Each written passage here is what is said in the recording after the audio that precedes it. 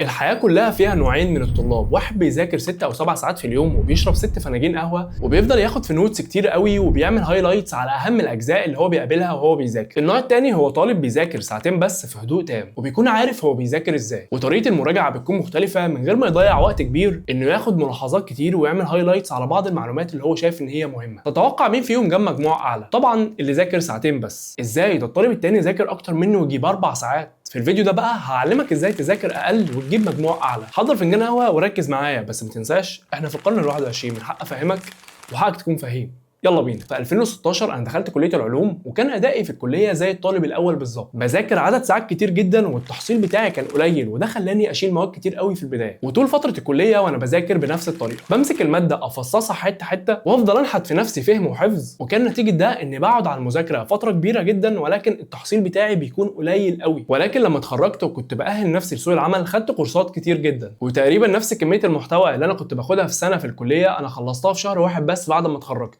وقدرت بعد شهر واحد بس من التخرج ان اشتغل. وده عملته لما قدرت اغير الطريقه اللي انا بذاكر بيها، والطريقه دي انت ممكن تنفذها مع الشغل او مع المذاكره، في الحالتين هيكون ليها تاثير كبير جدا. وعشان تقدر تشتغل او تذاكر عدد ساعات قليله ولكن بتحصيل كبير جدا وبالتالي فايده اكبر، انت لازم تعمل 7 خطوات. اول خطوه هي انك تقرا الشابتر مره واحده قبل ما تذاكر. افهم الاول السيكونس اللي بيكون منه الشابتر او المحاضره او الدرس اللي انت هتذاكره، ده هيعلي عندك الفهم جدا لما تيجي تدخل في التفاصيل. اقرا العناوين والاجزاء وتقسيمه الشابتر واعرف الموضوع ماشي ازاي، هل في مسائل هتتحل ولا الكلام كله نظري. كذلك الشغل اللي عندك او التاسك اللي انت هتشتغل عليه، ادي لنفسك دقيقتين تفكر في الطريقه اللي انت هتشتغل بيها من اول بدايه الشغل خالص لحد نهايته. عارف انت لما يكون عندك تمرين كتف في الجيم بتمسك الاول اصغر دمبل في الجيم وتفضل تسخن بيه، دي نفس الفكره بالظبط. قرايتك للجزء اللي انت هتذاكره قبل ما تبدا مذاكره اصلا مش هتاخد منك دقيقتين 3، لكن هتوفر عليك مجهود كبير لما تدخل في تفاصيل الشابتر. الخطوه الثانيه ركز على الجوده مش السرعه. مش مهم انت ذاكرت قد ايه، المهم انت ذاكرت ازاي. زي ما وضحت لك في المثال اللي كان في المقدمه، واحد قعد 6 ساعات بيذاكر عشان بياخد نوتس كتير جدا وبيفضل يلون ويعمل هايلايت على الكلام المهم، ويفضل يحاول يلخص الدرس او المحاضره اللي هو بيذاكرها وبيضيع منه وقت كبير جدا، في حين انك ممكن تفهم الكلام النظري كويس جدا من غير ما تاخد نوتس ولا تعمل هايلايتس وتشرح الدرس بعدها لحد تاني او تشرحه لنفسك. ده هيثبت عندك المعلومه اكتر، وتسال نفسك اسئله عشوائيه من الدرس وتجاوب عليها، وتحل اختبار او 2 بعد ما تخلص الدرس المذاكره. انت ممكن بالطريقه الاولى تخلص صفحه واحده في نص ساعه،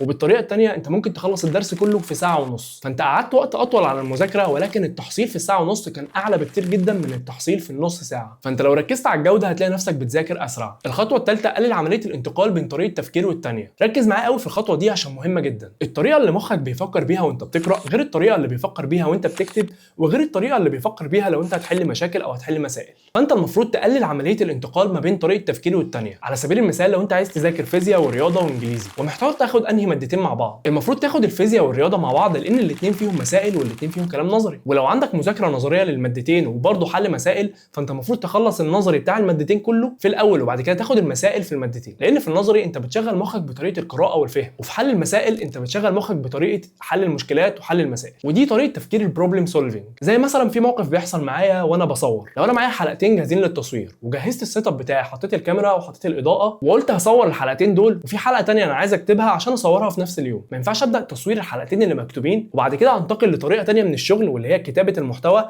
عشان اكتب الحلقه اللي انا عايز اصورها في الاخر، وبعد ما اخلصها كتابه ارجع تاني اصورها. بما ان السيت اب هيكون جاهز معايا، فانا المفروض اخلص كل الحلقات بتاعتي كتابه ومراجعه، وبعد كده بمجرد ما اخلي الكاميرا تريك اصور ال3 حلقات كلهم مع بعض. دي نفس الفكره بالظبط. فانت هتقسم كل تاسكات اليوم لمجموعات، مجموعه مذاكره النظري ومجموعه حل ومجموعه مثلا للبحث، وهتبدا باسهل مجموعه وبعد كده المجموعه الاصعب وبعد كده المجموعه الوسط. الخطوه الرابعه اضغط وقت المذاكره. الوقت اللي انت محدده عشان تخلص مهمه معينه انت هتستهلك الوقت كله عشان تخلص المهمه دي، وانا هنا مش بحور عليك، دي حقيقه. لو انت عندك تاسك حددت له 3 ايام انت هتخلص التاسك ده في 3 ايام، ولو حددت له 3 ساعات انت برضه هتخلص التاسك ده في 3 ساعات. قانون باركنسون بيقول لك ان العمل بيتوسع حتى يملأ كل الوقت المخصص له، يعني الوقت اللي انت مخصصه لمهمه معينه انت هتستهلك كل الوقت ده عشان تخلص المهمه دي. فانت لازم تحدد وقت لاي مذاكره او اي مهمه انت عايز تعملها، ولكن المهم انك تكون واقعي في الوقت اللي انت هتحطه. عارف انت لما يكون عندك مهمه معينه او امتحان انت هتمتحنه وتفضل تتمرقع طول السنه وتيجي تلم الماده كلها في 20 يوم، ال 20 يوم دول او ال 25 او ال 30 يوم هو الوقت المحدد للمهمه دي، وهو الوقت اللي انت المفروض تستهلكه عشان تنجز المهمه دي او الماده دي. فالماده مش محتاجه منك السنه كلها، هي بس يا دوب 20 او 25 يوم وهتقدر تلم الماده كلها، بس انت طبعا لازم تلجا لزنقه الكلام، وهو ده ببساطه اللي بيركز عليه قانون باركنسون. فانت اضغط الوقت اللي انت هتذاكر فيه، هتلاقي نفسك خلصت المذاكره او الشغل او التاسك اللي انت بتعمله في الوقت اللي انت محدده. الخطوه الخامسه لا تبحث عن المثاليه. اوعى تكون مثالي في المذاكره. عارف انت الناس اللي عايزه تذاكر كل النظري بتاع الدرس وتحل كل المسائل اللي على الدرس وكمان تحل مسائل المتفوقين وتجيب كل كتب الاسئله اللي في السوق وتكون عايزه تحلها، الكلام اللي بقوله لك ده عمره ما هيحصل وصعب جدا وهياخد منك مجهود ووقت كبير جدا على حاجات هي اصلا ممكن تكون مكرره او معموله بنفس الفكره. فانت لا تبحث عن المثاليه، حدد وقت تذاكر فيه الدرس ووقت تحل فيه ووقت تشرح الدرس لغيرك ووقت تاني تعمل فيه اسئله عشوائيه وتجاوب عليها. ما تضيعش نص ساعه ولا ساعه بتفكر في حل مساله من مسائل المتفوقين اللي هي اصلا ما بتجيش في الامتحان. في النص ساعه ولا الساعه اللي انت هتفكر فيهم في مساله من مسائل المتفوقين انت ممكن تحل امتحان تاني. الخطوه السادسه امنع كل المشتتات. عشان تدخل في حاله العمل العميق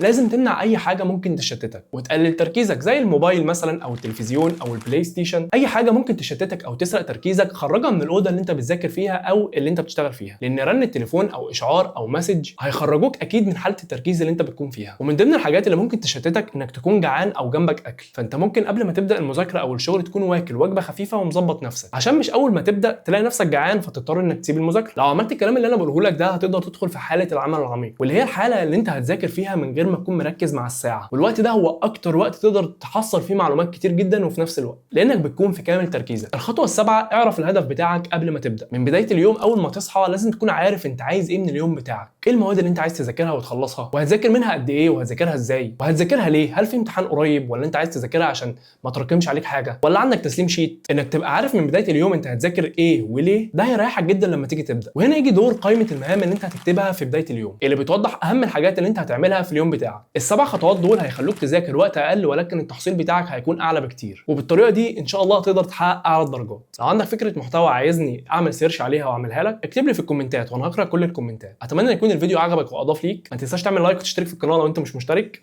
اشوفكم الفيديو الجاي. سلام.